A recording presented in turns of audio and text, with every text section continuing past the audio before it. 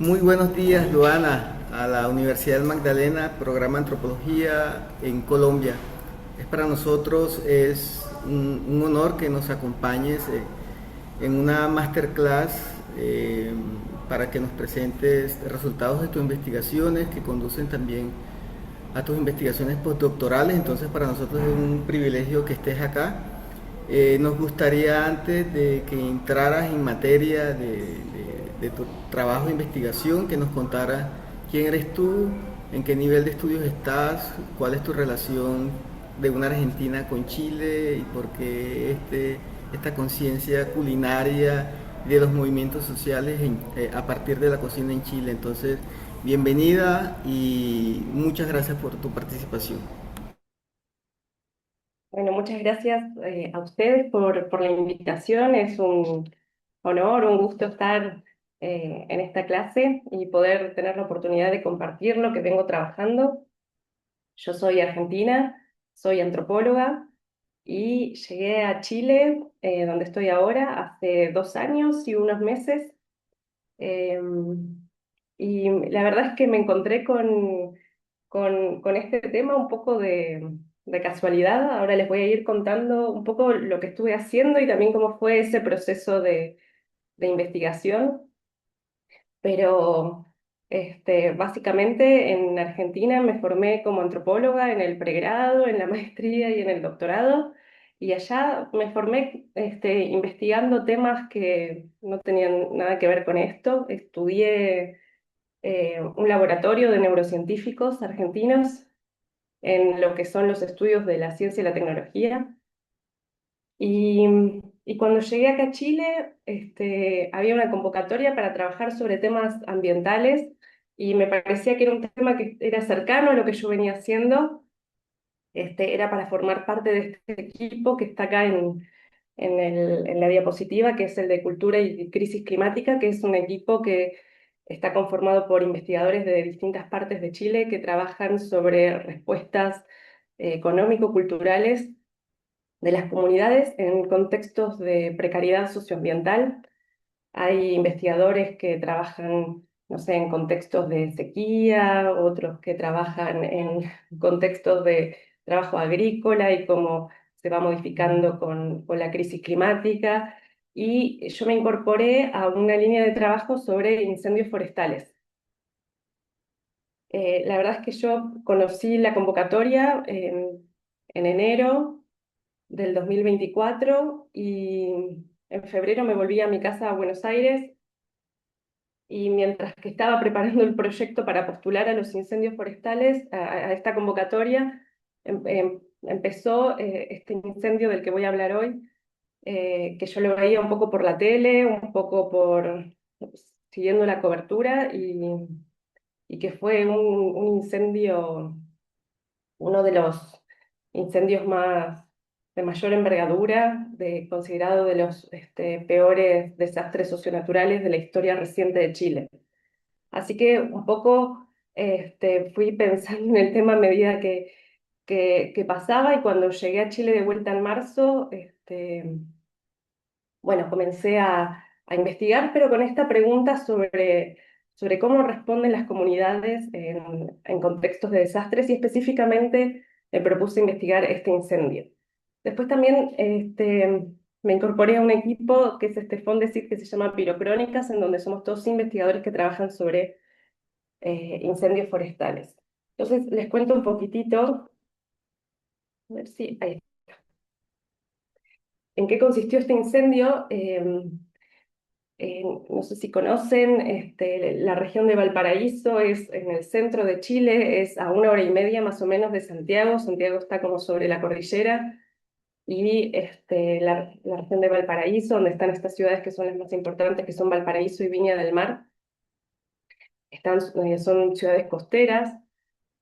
Este, y en esta ocasión se incendiaron tres comunas, que son las de Viña del Mar, Quilpué y Villa Alemana.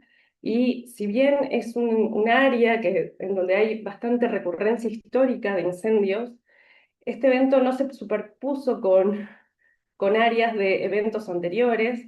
Eh, en algunos lugares la población tampoco percibía ese riesgo y fue uno de los, creo que el segundo incendio más letal del mundo, en donde murieron al menos 137 personas. Y bueno, en la imagen pueden ver el área roja es la superficie que se incendió, que son más de 11.000 hectáreas quemadas entre urbanas y rurales. Eh, el fuego había iniciado como en un área rural, en un bosque, pasó a la zona de interfaz urbano-rural y llegó al área urbana. Esta es Viña del Mar, que no sé si la conocen, es famosa por el Festival de Viña del Mar, un festival de música. Este, y es como una ciudad de contrastes, ¿no? Está como la costa, que es la región plana, donde se concentra el turismo, el puerto, y después están los cerros, que están como hacia atrás de la imagen, de la primera imagen que vemos, eh, que se fueron poblando aproximadamente en la década del 60 por barrios obreros, muchas veces trabajadores de sindicatos que iban obteniendo esas tierras. Y hoy es la ciudad de Chile con más campamentos, que los campamentos son los asentamientos informales, como les dicen acá.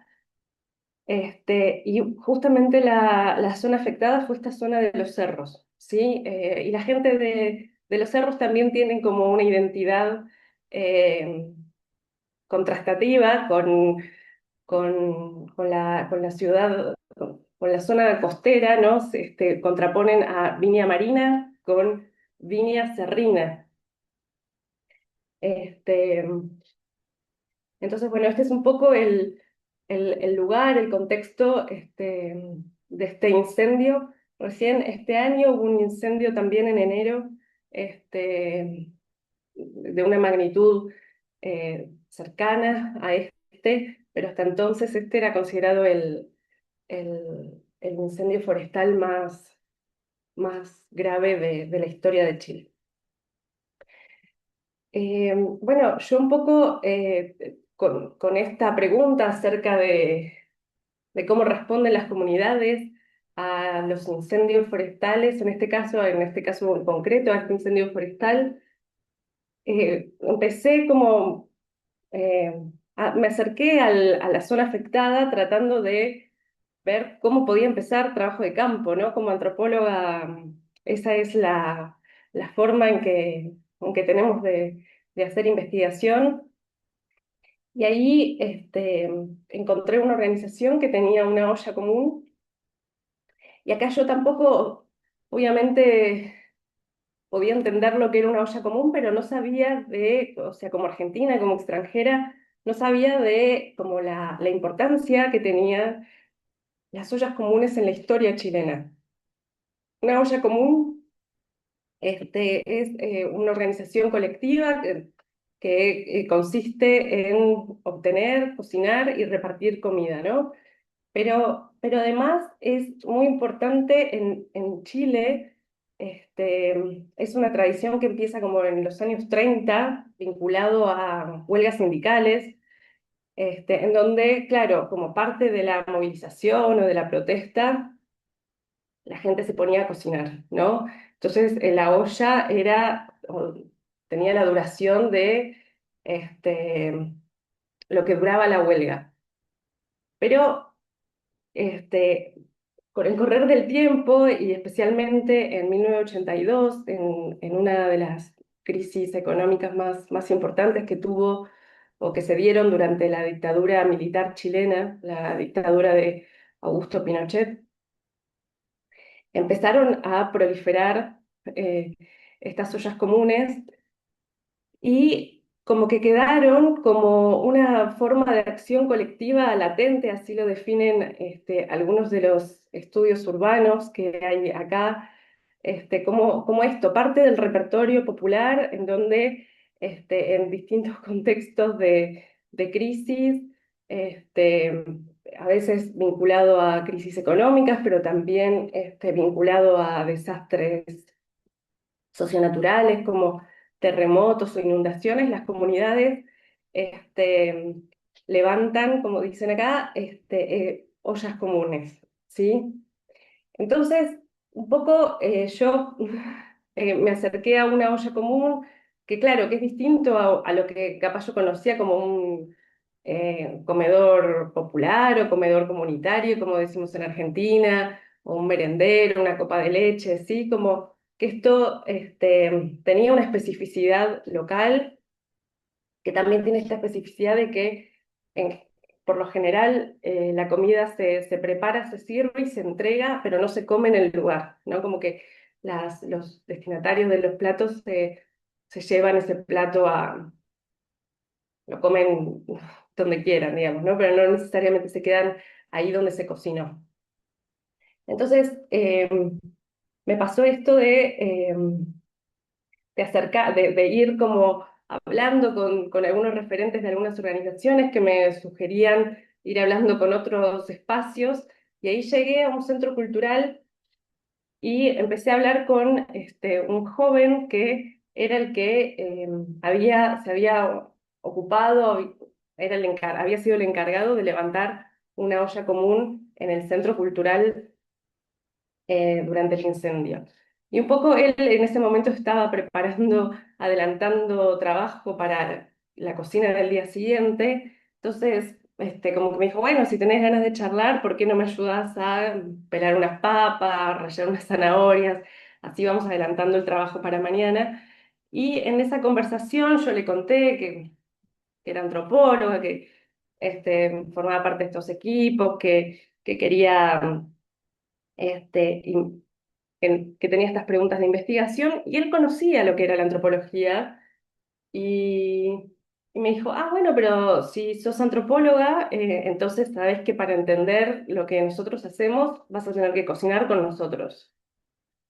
Y yo dije, claro, exactamente, es una muy buena definición de lo que es la antropología.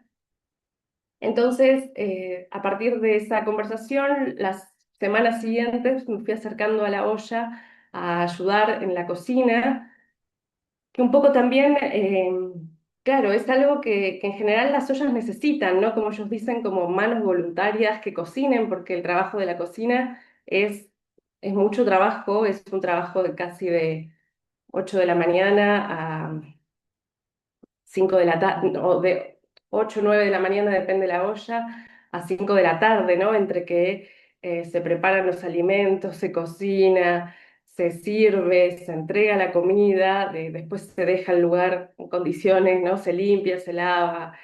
Entonces es muy, muy exigido. Esto, para este momento ya habían pasado 2 o 3 meses después del incendio, y la olla había funcionado desde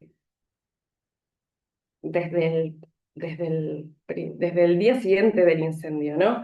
Que había sido el incendio fue entre el 2 y el 3 de febrero.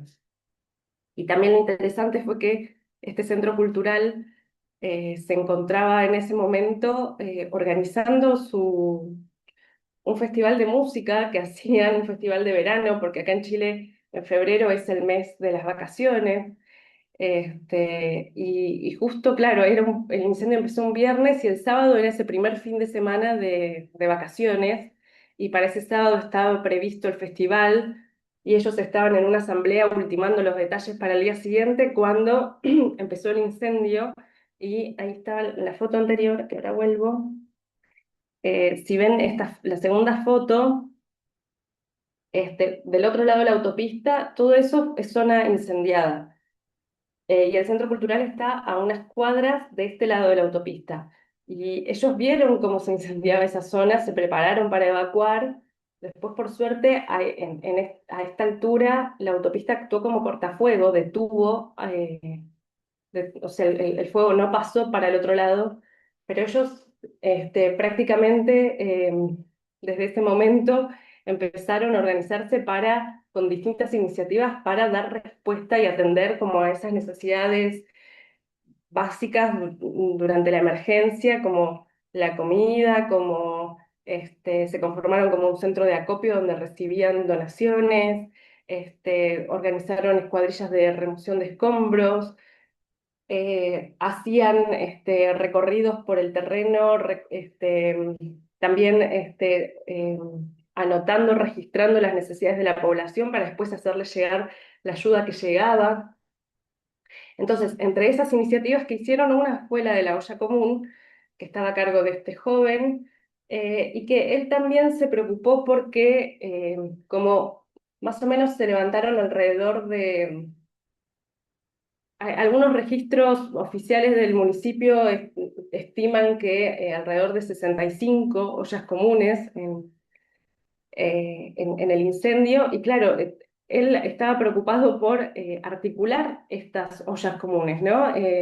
Porque si alguna olla tenía algún excedente, pudiera pasársela a otra que tuviera una necesidad, o que si en algún momento obtuvieron financiamiento para mejorar la infraestructura de las ollas, este, pudiera llegarle esa ayuda a los demás. Entonces él armó además con algunos compañeros una red de articulación de ollas comunes. Entonces, claro, yo estaba súper interesada en su trabajo y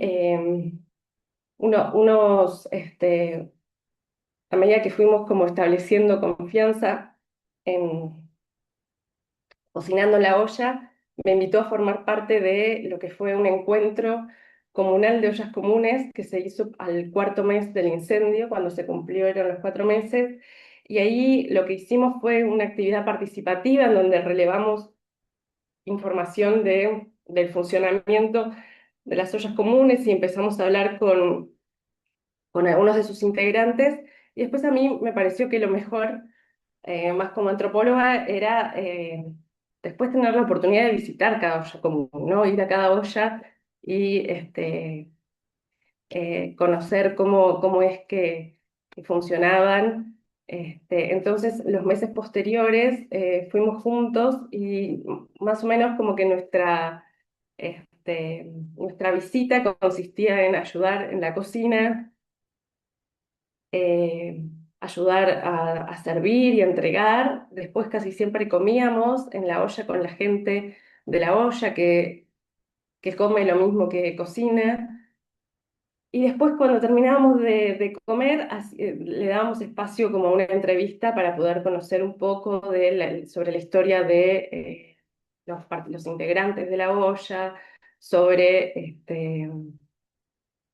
bueno, sobre las dinámicas de funcionamiento y algunas otras cosas que preguntamos para entender en qué había consistido su experiencia.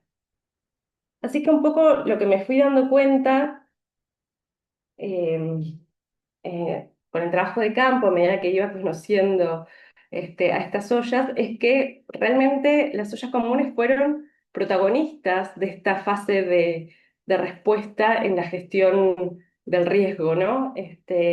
Como que realmente fueron las que tuvieron una acción eh, prácticamente inmediata para, para atender a esas primeras necesidades que surgieron con la emergencia, y fueron protagonistas porque fueron ellas las que organizaron la ayuda que, no sé si se imaginan, bueno, de los relatos de las personas que vivieron esto, cuando dicen cómo estaban sus barrios, lo equiparan, ¿no? a lo que es, a lo que se imaginan que puede ser la caída de una bomba, ¿no? En un contexto bélico. Así estaban estos sectores de Viña del Mar, Quilpué y Villa Alemana, en donde no había comunicaciones, donde estaban quemadas las casas, también los negocios, no se conseguían. Este, Era muy difícil conseguir un montón de cosas, y claro, también la ayuda fue llegando, y una ayuda desde que vino bueno, desde distintas, este, el Estado en sus distintas niveles, fue ocupándose de distintas cosas, pero también un montón de empresas que quisieron ayudar, también particulares, gente que se solidarizaba con la causa y o llegaba a cocinar o a remover escombros o llegaba con cosas para donar. Entonces, un poco quienes organizaron todas esas donaciones fueron las ollas comunes, ¿no? Y un poco las ollas fueron las que definieron tuvieron también sus criterios propios para ir definiendo, bueno, cómo dar, cómo hacer llegar eh, esa ayuda. En lo específico de las ollas, bueno, a partir del compartir comida, ¿no? Este, entonces, claro, cuando yo empecé a darme cuenta de esto, hablando con la gente, que ya para cuando las fuimos a visitar en sus propias ollas, habían pasado 5 o 6 meses, muchas de las ollas se estaban cerrando, porque había también mucho cansancio de haber como trabajado intensamente desde el 2 de febrero, 3 de febrero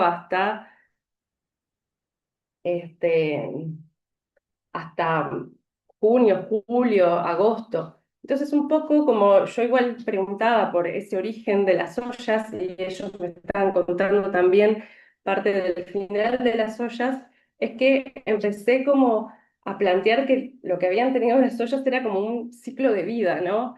Desde esa activación, esa consolidación hasta el cierre, ¿no? Y claro, en la activación la gente en general, en los relatos aparecía como que iban prácticamente como desde una intuición, ¿no? Vecinos a quienes no se les quemó la casa, que al día siguiente se presentaban en la zona afectada con lo que, no sé, si tenían algo en la heladera, si tenían un poco de carne molida, como dicen acá, carne picada, hacían una boloñesa con unos fideos y se acercaban, mucha gente se acercó con eso, y claro, cuando llegaba al lugar y veía la envergadura de la tragedia, decían, esto no alcanza, ¿no? Esto no alcanza para, para mucho, tenemos que organizarnos de otra forma, ¿no? Y así es como que empiezan a activarse las ollas comunes. Algunas ya habían funcionado antes o durante el estallido, acá se llama el estallido social del 2019, que fue, este, eh, que no sé si conocen, pero fue un momento de manifestaciones populares en contra del gobierno y con algunos reclamos históricos. Ahí habían resurgido las ollas comunes, que después empezó la pandemia y también se continuaron en ese contexto también de bueno, eh, bueno, mucha gente fue quedando sin trabajo, entonces también las ollas comunes querían hacer algo también por dar una respuesta a esa gente. Entonces, algunas juntas de vecinos, algunos espacios donde ya habían tenido ollas comunes se reactivaron, pero después también aparecieron ollas comunes de, por ejemplo, vecinos que tenían una casa en el medio de la zona afectada que no se quemó y que igual empezaron a cocinar para sus vecinos que sí habían sido, a quienes sí se les habían quemado la casa,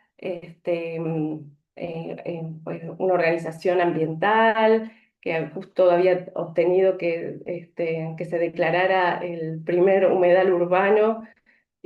Una semana antes se habían estado festejando eso y después el humedal se quemó en el incendio. También hicieron una olla común, bueno, centro cultural, algunos grupos de artistas, ¿no?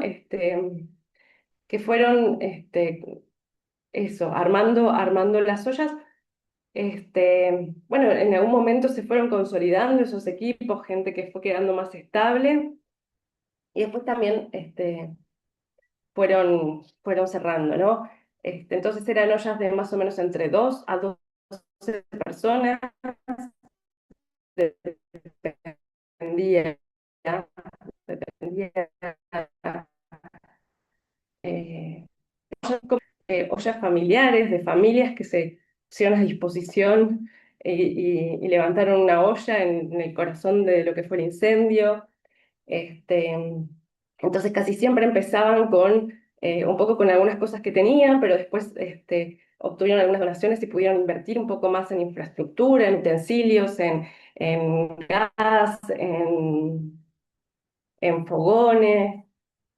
Eh, Después había toda una cuestión sobre cómo organizar la cocina y en general nosotros preguntábamos por esos roles de trabajo y aparecía, bueno, la persona encargada del, como si fuese el chef, ¿no? La persona que se ocupaba de definir cuándo estaba listo el plato, eh, quienes se ocupaban de preparar los alimentos, quienes se ocupaban de las relaciones con la comunidad para poder distribuir los platos entregados. Piensen que uno de los mayores desafíos de las personas que integraban la olla era la escala de la cocina, ¿no? Porque en general estaban como acostumbradas a cocinar para sus familias en una escala doméstica y acá hacían entre 80 a 100, 150 platos diarios. Alguna olla alguna vez llegó a cocinar 650 raciones, ¿no? Que es este, claro, una escala eh, eh, enorme, ¿no? En algún momento yo les pregunté, creo que fue mi primera entrevista, les pregunté, pero ustedes, ¿cómo definen qué recetas cocinar? Y me dijeron, no, pero ese término es muy gourmet, nosotras cocinamos como cocinamos en nuestra casa para nuestras familias, ¿no? Así que, bueno, dentro de las tareas estaban estas, estaba también todo lo que era la comunicación eh, con los destinatarios, cómo se avisaba que la comida estaba lista, cómo se pasaba a buscar, el bodegaje, esta imagen es de la bodega de una de las ollas, ¿no? Como también realmente eh, administrar todos esos recursos que no estuvieran vencidos, que se pudieran usar, que se usaran en los tiempos necesarios, bueno, después limpiar, lavar, ¿no? Este, Casi siempre las ollas daban almuerzo, algunas también tenían como un servicio disponible de agua y de bebidas calientes, ¿no? Té, café, en otros horarios. Y la mayoría de la gente hacía trabajo voluntario, ¿no? O sea, estaba ahí como voluntaria, no recibía un salario, por más de que fueran un montón de horas, ¿no? A disposición de la olla. Entonces, muchas veces algunas ollas con los recursos que tenían trataban de financiar al menos los viáticos, ¿no? De los integrantes para que tampoco tuvieran como este, un gasto extra, ¿no? Que tampoco pusieran plata enteramente de sus bolsillos para este, formar parte de estas experiencias. Y en general también el clima de trabajo era colaborativo y agradable, ¿no? Bueno, ustedes deben saber, pero en la cocina también hay lugar para la charla, para escuchar música, para ir poniéndose al día. Mucha gente también recibía a sus hijos, vecinos que se acercaban a conversar. Era también un espacio de sociabilidad, mucha gente después se hizo amigos, ¿no? Que como se fueron armando lazos al interior de las ollas. Acá les muestro, por ejemplo, eh, en el caso de algunas de las ollas que en general no compraban alimentos, tampoco se manejaban mucho con plata. Entonces lo que pedían eran donaciones a una terminal agrícola y en un momento hicieron un petitorio para pedir que les siguieran donando y calcularon las cantidades de lo que necesitaban 16 ollas comunes por semana para cocinar y esta es la lista y a mí me- eso, me ayuda mucho como para dimensionar la escala, ¿no? Que tenían las ollas, ¿no? Como 40 sacos de cebolla, 336 kilos de zapallo camote, 15 sacos de zanahorias, 97 sacos de papas, 230 cabezas de ajo. Bueno, ahí pueden ver todo lo que necesitaban. Esto más o menos como el momento de consolidación de las ollas, ¿no? Después también tenía que esto de que por momentos, o sea, una vez que pasó como el pico del incendio, después, claro, en marzo acá empiezan las clases, la gente vuelve al trabajo, terminan las vacaciones básicamente, y también fueron teniendo como distintas bajadas, ¿no? Después también cuando pasa el tema, llegan menos donaciones. Entonces, un poco también la gente que participaba de las ollas como que fue desarrollando todo como una economía de cómo administrar esos recursos, ¿no? Y saber lidiar con momentos de abundancia, pero después también con momentos de escasez. Este, bueno, entonces, con todo esto, ¿qué es lo que yo quería aportar o pensar, ¿no? Claro, no, viniendo, o sea, pensando en discutir justamente cómo es que responden las comunidades ante los desastres. Y en realidad, claro, a mí lo que me parecía es que la ayuda que ellos estaban dando era una ayuda distinta y ellos casi siempre trataban de diferenciarse de lo que era la ayuda estatal, por ejemplo, ¿no? Como que ellos decían, nosotros llegamos antes y cuando nos acercamos a la gente no estamos preguntándoles tanto cuáles son sus necesidades, sino que este, damos lo que pensamos que es necesario, ¿no? Entonces, un poco lo que yo veía es que, claro, ante toda esta ayuda que llegaba, estas donaciones que llegaron y ellos como organizándolas y administrándolas, lo que hacían era dar ayuda de una forma propia, ¿no? Que desde una concepción propia de lo que era el dar ayuda. Entonces, ahí acá una idea de la, de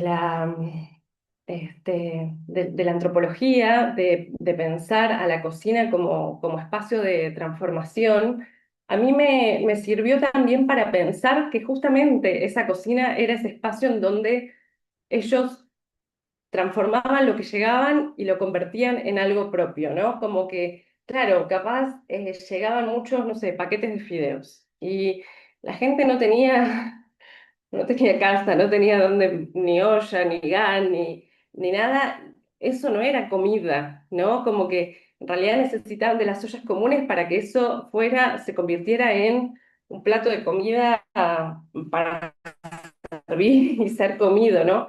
Entonces, en este proceso de transformación que se da, bueno, justamente en la olla, es donde ellos podían también hacer llegar algo propio, ¿no?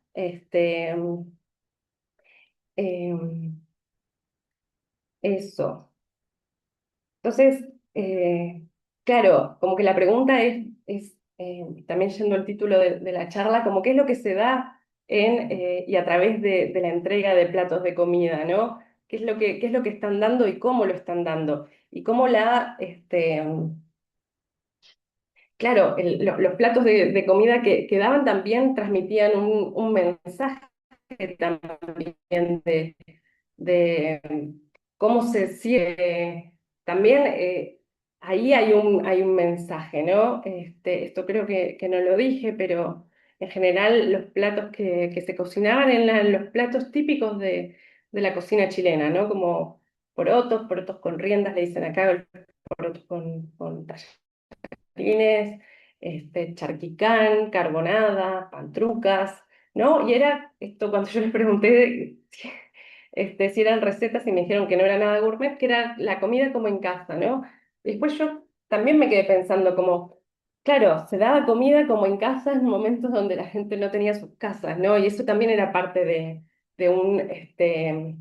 del mensaje que daban. Entonces, ¿qué es lo que se daba en esa comida? Bueno, a veces me decían, bueno, acá la gente viene a la olla y es una forma de ahorro porque en vez de gastar en comida, o sea, la plata que no gastan en comida la pueden usar para reconstruir sus viviendas. Entonces, ahí están ahorrando. Este, bueno, esto que les decía recién, esta comida hogareña, cuando no hay una casa, ¿no? Como una especie de darles un marco de continuidad en un contexto que fue también disruptivo.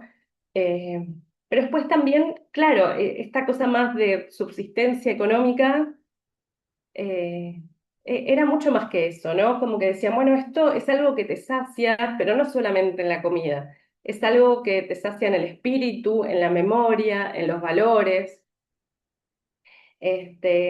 La olla también se convertía en un lugar como, alguna gente decía, como, bueno, es un refugio, es un lugar en donde la gente se siente contenida, ¿no? Una de las participantes de una olla me decía, hay gente que se viene a desahogar acá y uno tiene que estar bien, aparte de cooperar con la ayuda de la comida, tiene que escuchar, saber escuchar. Esto a mí me encanta, dice, saber decir una palabra, quizás una palabra valiente, quizás una palabra de fuerza, vamos, y ellos se sienten, yo me he dado cuenta de que se sienten como protegidos por la ollita común, como acogidos, como que no están solos, como que la comunidad está con ellos.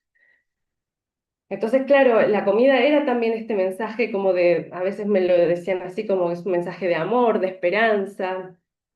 Eh, También es interesante que alguna de la gente que participaba en estas experiencias había sido afectada por incendios anteriores en la región. Entonces, un poco lo que, o sea, cuando uno les preguntaba, bueno, por qué están acá, ¿no? ¿Cuál es su motivación? Y ellos decían, bueno, yo siento que necesito devolver la mano de toda la ayuda que recibí en su momento, ¿no? Porque se recibió mucha ayuda ya también, entonces necesitaba ser parte de algo. Y después lo que se va creando, ¿no? En, eh, a nivel de lazos barriales, ¿no? Hay gente que decía, bueno, esto es como una cadena de amor, de empatía, de poder ayudar al prójimo. A nosotros nos sirvió para conocernos, para saber que contamos con el otro.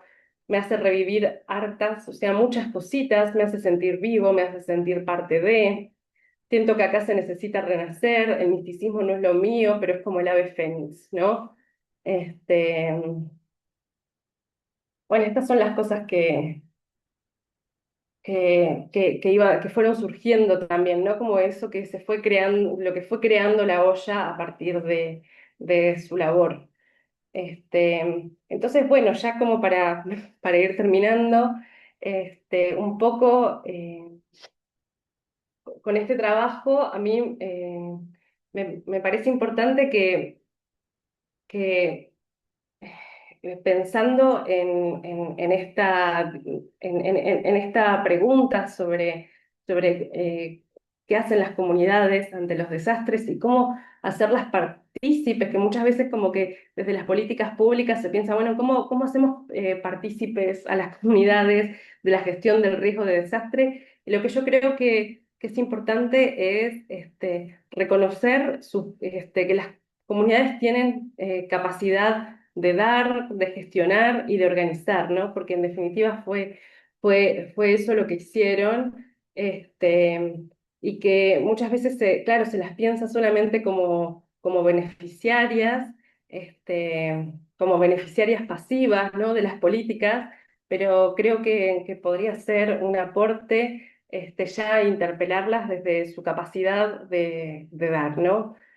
Eh, Porque bueno, porque además esa capacidad de dar fue también se hizo desde una concepción mucho más holística, ¿no? Un poco lo que esas frases que les leía recién también tienen que ver con eso, con que desde estos espacios se atendieron también como necesidades afectivas.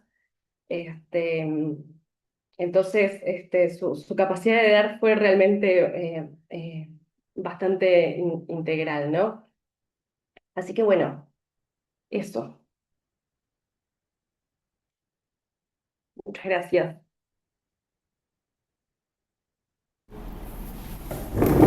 Hola Luana, muy amable, gracias, gracias por tu intervención. ¿Van a tener preguntas? Por lo menos háganle una o dos a Luana. Y te cuento, así como una retroalimentación, un feedback de los aprendizajes que nos has enseñado. Uno, comprendemos que la olla tenía que ver con con una capacidad de cuidar. O sea, es lo que Ujú. entendí. De, de- de cuidar de cuidarse a sí mismos. Y cuidarse a sí mismo implicaba también cuidar al otro. Era tener plena conciencia del desamparo de muchas personas y que la cocina siempre es un lugar seguro no solamente para proveerse de alimentos, sino un lugar seguro para cuidarnos, para construir lazos de resiliencia y fortalecer las relaciones interpersonales y sociales. Me parece un momento muy potente de que ellas siempre reivindicaron sus sistemas de conocimientos y saberes y habilidades. Ese ha sido también de manera muy particular mi gran discusión sobre la gastronomía y la cocina. Entonces, reivindicar su conjunto de conocimientos, de habilidades, de epistemología alrededor de la relación con sus alimentos, daba no solamente un espacio de la identidad, sino por sobre todo de la construcción de sus territorios. A mí me parecía muy importante que fuese la cocina donde los alimentos tenían el sentido cultural que se necesitaba para el cuidado de la ayuda humanitaria que era tan urgente, para que esta ayuda humanitaria no se sintiera como una respuesta institucional, sino justamente como un espacio propio, un espacio de casa donde podías interactuar, donde podías escuchar música, donde podías reír, donde te ponías al tanto y al día de lo que estaba sucediendo en el día a día, del movimiento, de ayudar y ayudarnos a todos. Entonces, yo estoy inspirado en esto que tiene que ver con los sistemas, las temporalidades de las ollas, cómo tienen un espacio y un tiempo, pero también un propósito y una motivación que es dar a quien menos tiene. Entonces para mí eso es muy potente en términos culinarios. Así que inspirador, Luana, y agradecido de la Universidad Magdalena, del programa Antropología en Colombia, estos aprendizajes que vienen desde el cono sur, que para nosotros va a ser justamente inspiradores para procesos que tienen que ver con ollas comunitarias en Colombia que se fortalecen en los movimientos sociales, pero también en contextos de ayudas humanitarias por desastres, de fenómenos naturales. Aquí en Colombia también lo hemos vivido. Nosotros en Santa Marta tenemos, al igual que en Viña del Mar, tenemos eh,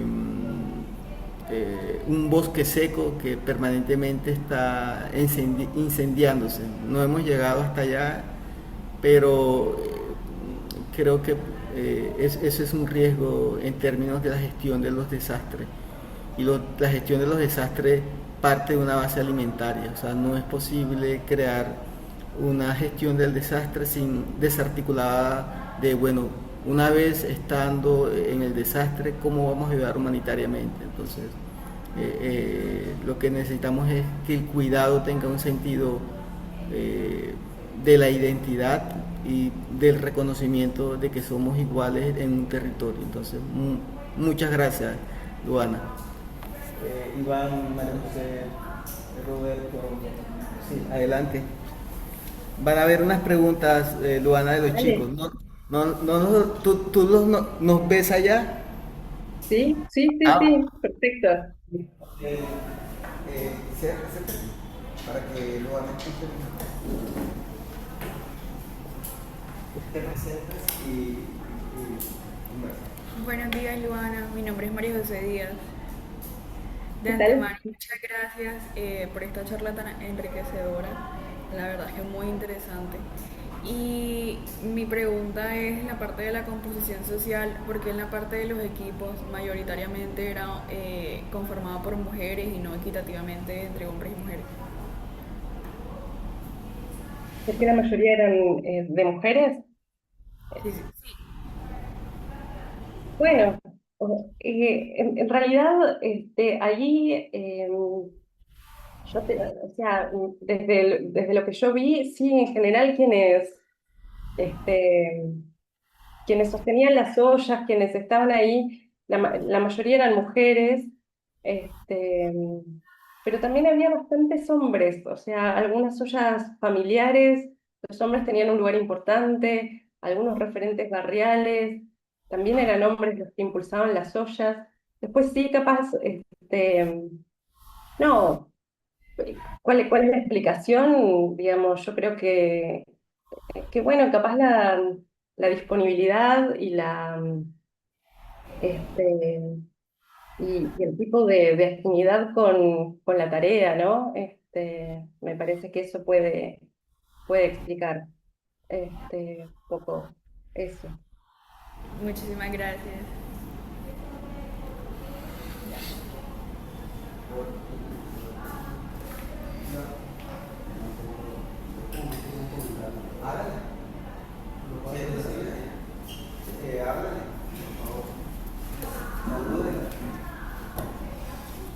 Hola, buenos días. Bueno, más que todo, bueno, no es una pregunta como tal, es un comentario y me llamó mucho la atención porque digamos que acá en Colombia también hemos sido conscientes sobre todos estos espacios, cómo estos espacios contribuyen a luchas sociales, no solamente a luchas sociales, sino también sí, a catástrofes que algunas regiones pasan.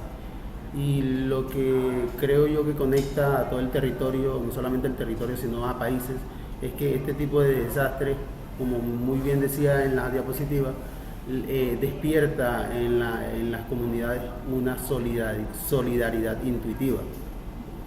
Es algo muy raro porque normalmente las comunidades y los territorios tienen conflictos, pero en este tipo de situaciones ese tipo de sentimiento despierta.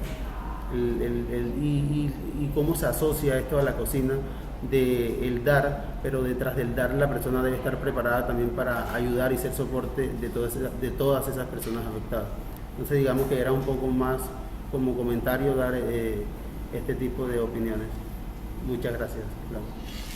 Súper, súper, gracias. Eh, yo creo que acá en Chile, por ejemplo, hay como un lema popular que está bastante presente en las ollas comunes, que es el de solo el pueblo ayuda al pueblo, ¿no? Como que también Chile es un país que sufre un montón de desastres socionaturales, ¿no? Desde terremotos, tsunamis, erupciones volcánicas, entonces tienen como una tradición bastante importante en desastres y algo que ellos dicen también por una experiencia histórica en relación con el Estado, yo creo, que como que saben que solo el pueblo ayuda al pueblo, ¿no? Como que a veces se piensan desde una soledad en donde que si entre ellos no se ayudan, no va a ir nadie a ayudarlos, ¿no? Entonces, algo que me lo contaban también con mucho orgullo, ¿no? Me decían, bueno, mira, para que nos conozcas, los chilenos somos así de solidarios y algo que también hacían mucho era cuando empezó la reconstrucción poner banderas de Chile, ¿no? Entonces, claro, me decían, bueno, estos somos nosotros como nos levantamos. Así que sí, sí. ¿Alguien más? Eh, bueno, Luana, muy amable, gracias.